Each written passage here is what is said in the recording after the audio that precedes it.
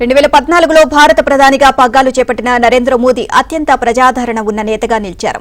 ఈ 11 ఏళ్ల కాలంలో పలు దేశాల్లో ప్రభుత్వ అధినేతలు అందరూ మారారు. కానీ మోదీ ప్రజాదరణ పాలన కంటిన్యూ అవుతోంది. ఈ 11 ఏళ్లలో నేపాల్లో 9 మంది ప్రధానులు మారారు.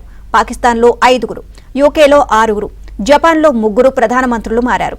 అమెరికాలో 4 అధ్యక్షులు, శ్రీలంకలో 4, ఫ్రాన్స్లో 2 అధ్యక్షులు మారారు.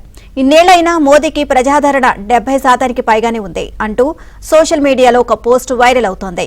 ఇక సోషల్ మీడియా పోస్ట్ లో వైరల్ అవుతున్న మోదీ ప్రజాదరణ ఇప్పటికీ 70% ఉందా అంటే అమెరికాకు చెందిన బిజినెస్ ఇంటెలిజెన్స్ సంస్థ మార్నింగ్ కన్సల్ట్ ఈ ఏడాది జూలైలో నిర్వహించిన most popular leader in the world సర్వేలో 75% అప్రూవల్ రేటింగ్ తో మోదీ అగ్రస్థానంలో నిలిచారు.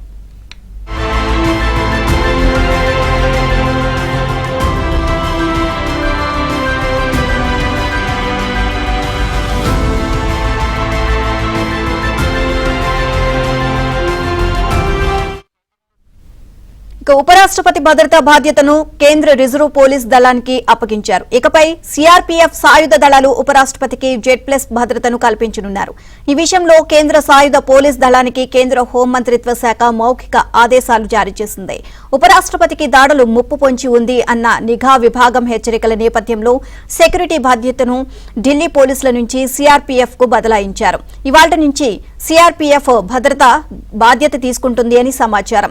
ఇకపై 24 గంటలు ఉపరాష్ట్రపతికి ప్రత్యేకంగా శిక్షణ పొందిన సిఆర్పీఎఫ్ కమాండోలు Z+ రక్షణ కల్పిస్తారు. Z+ సెక్యూరిటీలో 55 మందికి పైగా సిఆర్పీఎఫ్ సిబ్బందితో పాటు ఎస్కాట్ సహకార సిబ్బంది కూడా ఉంటారు.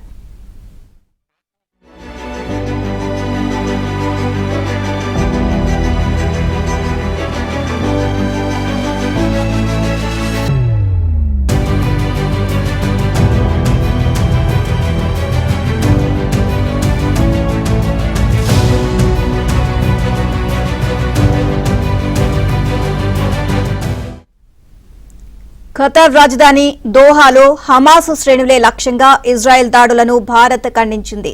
ఈ మేరకు ఖతార్ అమీర్తో భారత ప్రధాని మోదీ స్వయంగా ఫోన్లో మాట్లాడి సంఘీభావం తెలిపారు. సందర్భంగా దోహాలో జరిగిన దాడులపై ప్రధాని మోదీ తీవ్ర ఆందోళన వ్యక్తం చేశారు.